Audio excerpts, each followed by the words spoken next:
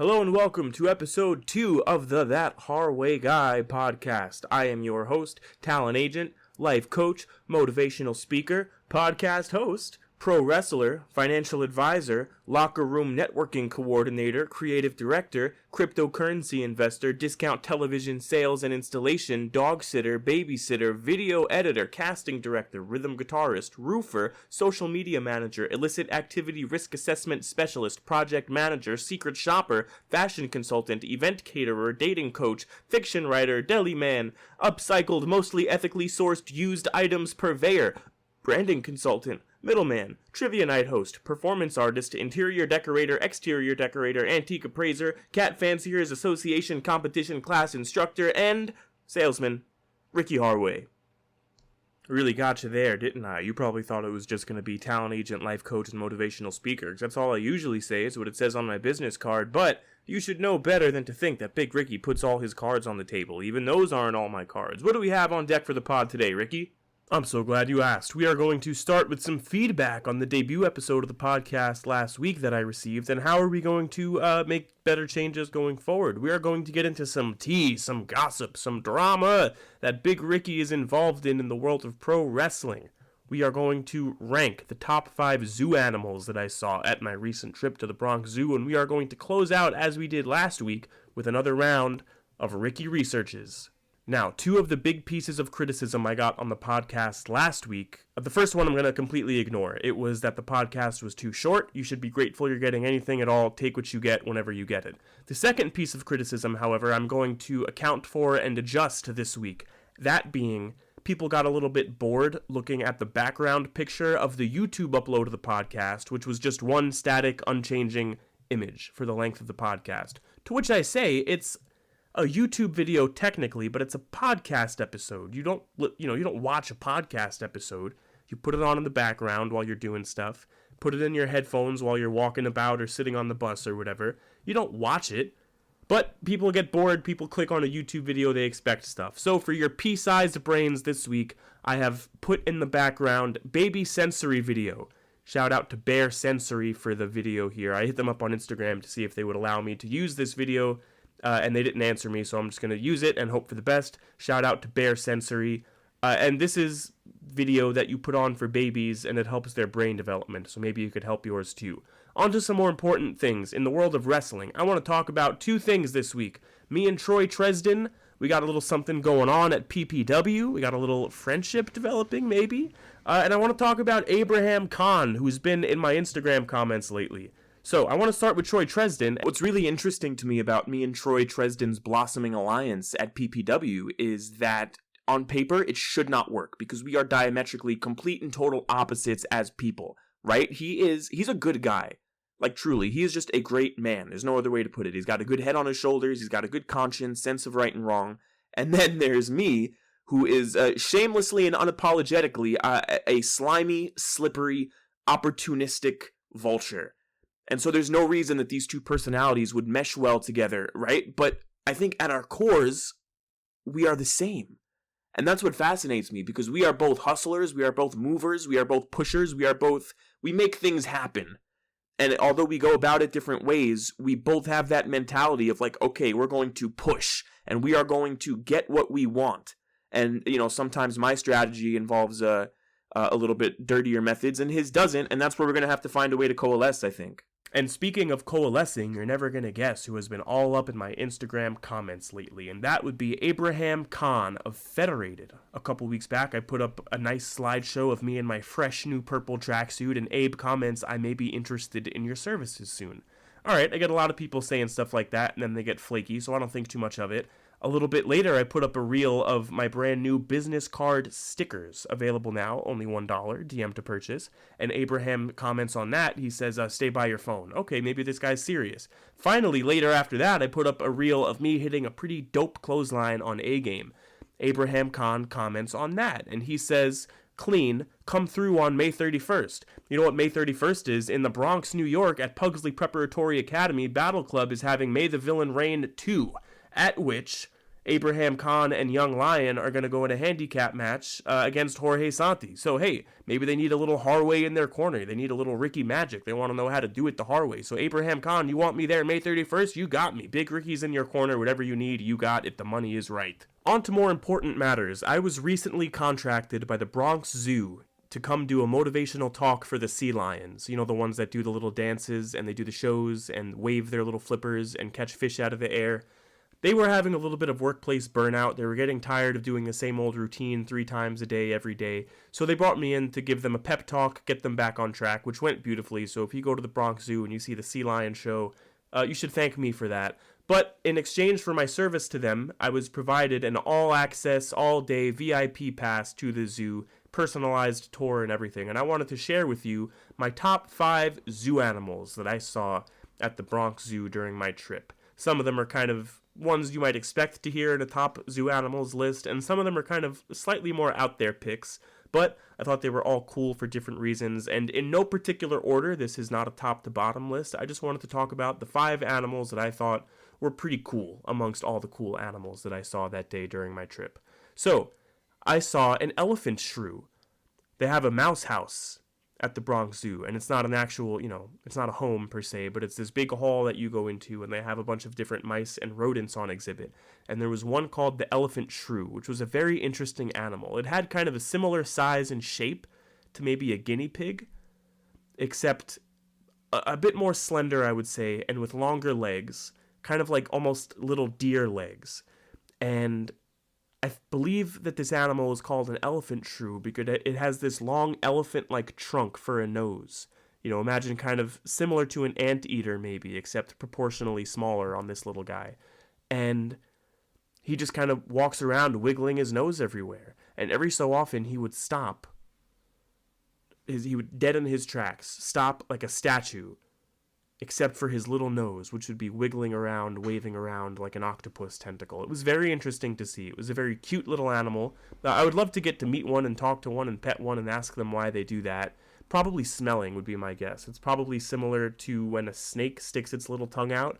What it's actually doing is using it to detect scents and stuff in the air. And I wonder if when the elephant shrew stops in its tracks like that and wiggles its little nose around, that's what it's actually doing too, is kind of locking in on its sense of smell and trying to figure out maybe where the food it's looking for is, maybe it's detecting if there's any potential predator scents in the area.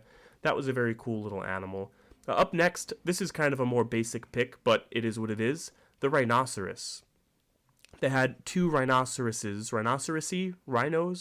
They had 2 rhinos on display at the Bronx Zoo, and it's really humbling just to see a tremendous beast like that. And what's interesting about them is they were very gentle looking. It almost looks like you could go up and pet them.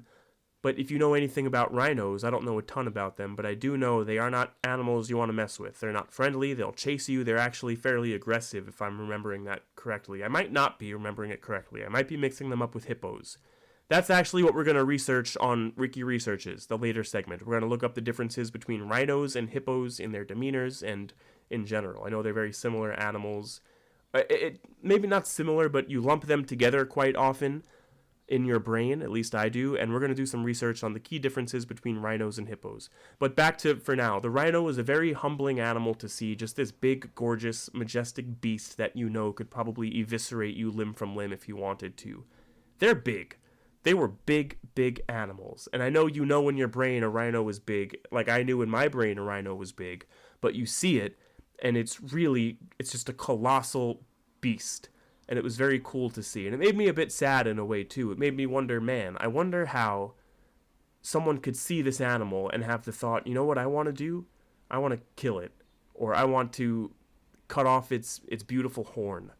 Very cool horns they have on their nose, the rhinoceroses. But then I had another thought. I kind of paused for a couple seconds and continued looking at this rhino. And I wished I could touch it. I thought to myself, I wonder what its skin feels like. I wonder what its horn feels like. I want to touch this rhino. And then I thought, maybe that's why, or that's where the impulse to kill it arises. Maybe people think, I want to touch it, but it won't let me. Let me kill it, and then I can touch it. I don't know. I wouldn't want to kill one. I think you're probably a little bit of an asshole if you're a big game hunter like that. Moving on, number 3, the American condor. This was one of the animals I was most excited to see at the zoo. I've never seen vultures in person before. I think vultures are very, very cool. There's something maybe I connect to on a spiritual level about them, kind of scavengers flying around and following, big animals of prey. Like they'll follow a pack of lions around, for example, because they know that the lions are going to hunt and hunt successfully, and then the vultures can kind of prey on the dead remains that the lions leave behind of whatever prey animals they catch. And I don't know, I think I connect to that in a way. That's pretty cool. That's how I feel sometimes, like a vulture flying around the sky, just waiting to see what waste I could pick up. What I could scavenge from this decrepit, horrendous planet that we live on. And it was really cool to see the American condor, which I think is the most badass kind of vulture. It was interesting to see because as I approached the cage in which the vulture was housed, it had its wings outstretched like it was showing off its wingspan, except it wasn't preparing for flight. It wasn't doing, it looked like it was trying to welcome me in for a hug. And he was just standing there on the branch with his wings stretched out in that fashion. It was quite curious. I wondered why he was doing that. Usually you see a bird perched on a tree, relaxed, hanging out, which all signs indicated this bird was this American condor vulture, except for his wings being out. It was a bit strange, but it was very cool to see that animal. I've liked vultures and thought they were just really neat for quite some time, so that was really cool. Next up, we had a snow leopard. The snow leopard might not have made the list if not for a really cool trick that it did. Yep, that's right. The snow leopard did a really, really cool trick. We were kind of watching him, me and everyone else that had gathered around. We were watching him just kind of hanging out, rolling around in the grass. It was cute. It was fun. But for a couple seconds, the snow leopard got into a bit of a playful mood, I suppose. And he ran up to this tree and he leaped at the tree, connected his two hind paws to the tree, and then ricocheted off the tree and landed elsewhere. And then he went to go take a nap or something. But it was a sick trick. It was a really cool trick that this snow leopard did. It was, I think, in a similar way to the rhinoceros, humbling to see this beast of an animal. This absolute, that thing could maul me if it wanted to. But what's interesting about the snow leopard is that we have those at home. I have a cat. I'm looking at him right now. He's laying in the sun. And behaviorally, the snow leopard was doing a lot of things that my cat does, just kind of running around, playing, rolling around on his back, soaking up the sunlight, licking his paw, and then rubbing his licked paw on his face to clean himself.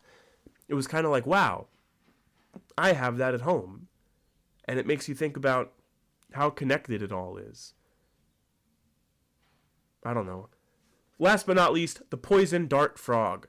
I think frogs are just neat. I think they're cool little animals. I think they're funny looking, but I also think they're cute. I think something about them is very cool. They're just cool little guys. I like frogs. And poison dart frogs, specifically, are little tiny frogs, probably, maybe a little bit bigger than a quarter. And they have all these beautiful, extravagant colors on them that are vibrant, right? I think it's to signal to predators, hey, I'm poisonous, don't eat me. Like a plant, if you see a plant that's very brightly colored like that, and you're a wild predator, stay away. So these frogs have yellows and blues and mint greens and regular green. They're just all these beautiful different colors on them.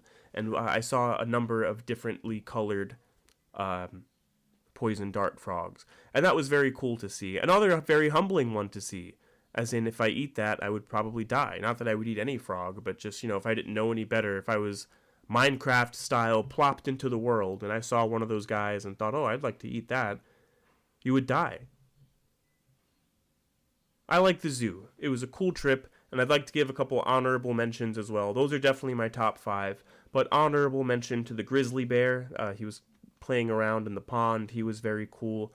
Honorable mention to the tiger. I could say a lot of similar things that I said about the snow leopard about the tiger, except he didn't do any cool tricks. Honorable mention to the little tiny mice. There were some mice there that were probably about the 2 inches tall or 2 inches long. I don't know, tiny little guys. Shout out to snakes. Snakes are cool. There was a cobra, a python, a really long, 20-foot long snake. Shout out to snakes. Those are cool things. Cool little creatures. Aren't all God's creatures wonderful? I'm not religious myself, but I use God's creatures as kind of a Isn't nature lovely? And with that, it is time for our closing segment on the podcast, Ricky Researches, where I research something that I don't know very much about, with the goal of encouraging you, the listener. If you don't know something, if there's a topic on which you are deeply curious, a burning question you would love the answer to, look it up. We have the whole internet. We have Google. We have Wikipedia. We have all these wonderful resources at our fingertips. We have local public libraries. I might even go to one of those for an episode of Ricky Researches one day. We have all the answers at our fingertips. So, whatever you want to know, just look it up. And today, I am looking up the difference between rhinos and hippopotamuses. Hippopotami, hippos. There we go. I came up with this question kind of on the spot a little earlier in the recording. I was talking about the rhinoceros I saw at the zoo. Might have accidentally called it a hippo or something. I don't remember what I said. But so I looked up hippos versus rhinos, and a lot of the websites that came up are about who would win in a fight between hippos and rhinos. And that's not necessarily what I'm looking for, although it is something I've also become curious about, so we're going to look that up as well. But for now, we're looking up hippos and rhinos differences. Okay, we are on BaliSafariMarinePark.com, which sounds like a good website.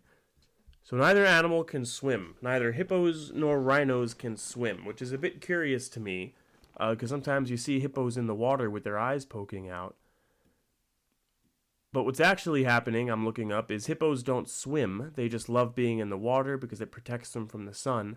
But they're usually on the sandbanks right below the water's surface. But if they want to, they can hold their breath for 7 minutes underwater. So I guess they can be under the water, but they don't technically swim. They just kind of walk or stand on the sandbanks in the low depth area of the water, and that's why you see their eyes poking out like they do sometimes. Hippos are also very aggressive. That's what I was thinking of. I thought the rhino was an aggressive animal, but that's not true. The hippo is one of the most aggressive animals, especially if you get near their infants or their habitat. They are considered often to be the most ferocious and aggressive among the animals in Africa. Again, this is according to BaliSafariMarinePark.com. Rhinos actually prefer to kind of chill out unless they're mating or fighting. They kind of like to be alone or be with their young if they're parents, female rhinos. Yeah, they kind of just chill. Both animals are herbivores. They don't really go after other animals. Rhinos like to eat short grasses.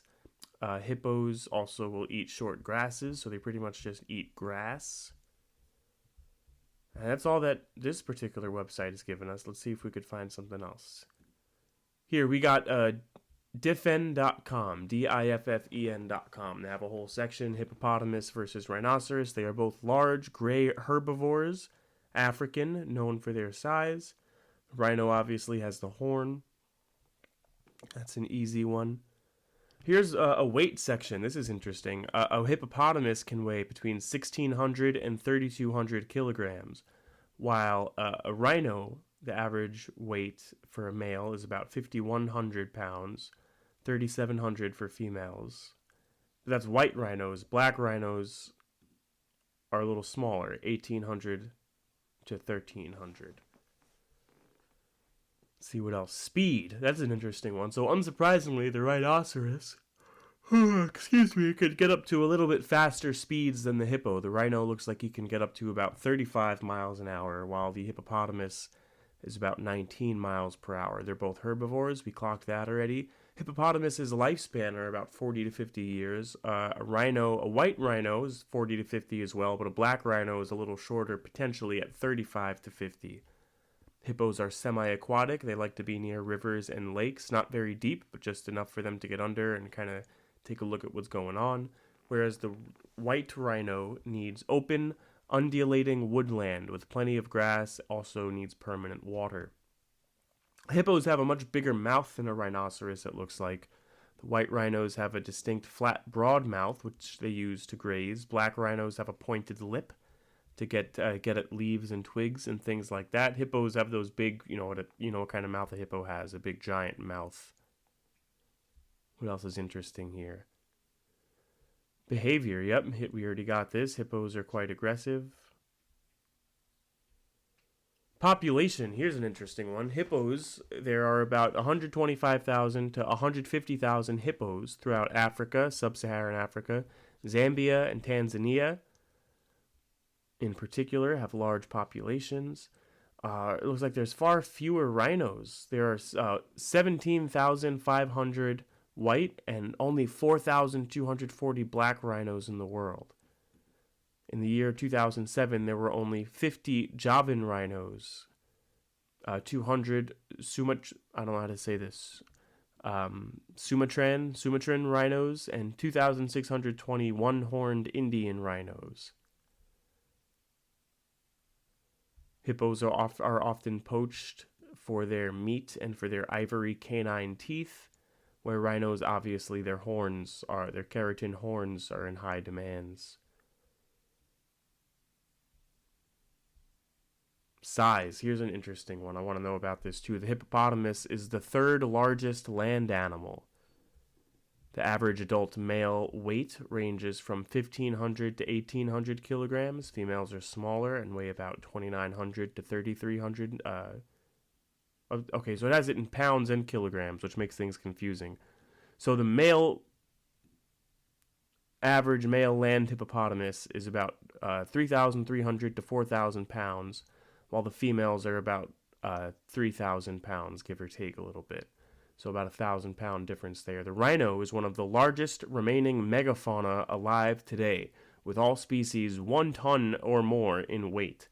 The white rhino can exceed 4,000 kilograms and have a head and body length of 3.5 to 4.6 meters, and a fully grown Indian rhino, a male, can weigh from 2,500 to 3,200 kilograms. I am curious what that word megafauna means, so we're going to go ahead and look that up. Megafauna. The large mammals of a particular region. Okay. So I think I've satisfied my curiosity about the differences between them, but now I am curious about some of the earlier search results I was getting. Who would win if they were to have a fight? There's actually a Reddit thread about this on who would win. For the most upvoted comment says the rhino wins on land, but the hippo would only have a shot in deep water. Someone else says the rhino is heavier, but it really depends. Usually the hippo will win because the confrontation would most likely happen near a watering hole. Hippos are more aggressive, but the rhino would be more likely to back off. Rhinos are nearsighted and not too bright, and their horns are not attached to the skull, meaning that a hippo's jaw is far deadlier. Someone else says I gotta go with hippos, especially if the rhino isn't facing it. I work with rhinos at the zoo, and they're honestly love bugs. They're love bugs. Rhinos are love bugs. They can't turn well all at once. They can't turn well at all once they're moving. It's not the same as a wild one, but even in the zoo, we feed them with as little contact as possible due to their aggression, or maybe capacity for aggression. Lots of people saying the hippo wins because in nature a hippo will chase a rhino away. I don't think that fact is meaningful here, the person continues. By that standard, a duck would win a fight against me, because if a duck attacked me in the wild and retreat was an option, I'd retreat. Rhinos are chased away by hippos because the rhinos essentially think, meh, it's not worth it. I don't want to have to wash all that hippo blood off my face and then walk away. A hippo has very thick skin, which is great defensively. It's thick enough to keep it safe from teeth and claws of lions, but the rhino's primary weapon is a massive horn, up to 1 meter long enough to pierce through the thick skin and get to essential organs. Someone else says hippos. Rhinos are blind and dumb and practically tunnel visioned when it comes to accuracy.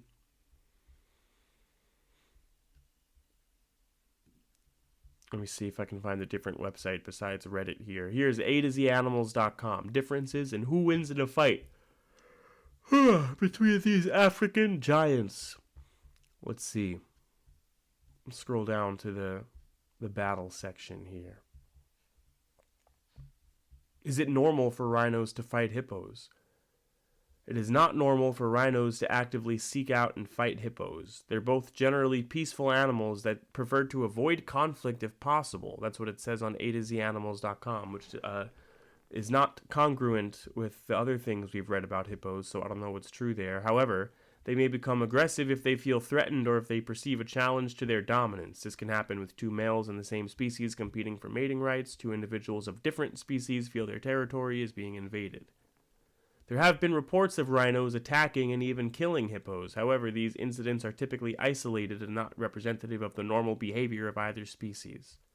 It is normal for them to coexist peacefully. And we're going to leave it at that, and that's what I'm going to choose to believe out of this thing, that rhinos and hippos coexist peacefully. So all you little babies out there crying about how short the last podcast was, this one's longer. We're up to 25 minutes. That's 7 minutes longer. You got 7 more minutes of Ricky to listen to. Please leave a comment if you feel like it or don't, but mainly DM me on Instagram at Ricky Harway or TikTok or X or whatever you use for my talent agent, life coach, motivational, managerial, or any of the other things you might need services. This has been the That Harway Guy podcast. I've had a wonderful time putting this together for you. Have a great whatever time of day you're listening to this, and we will catch you next week. And until then, don't do it the hard way. Do it the hard way.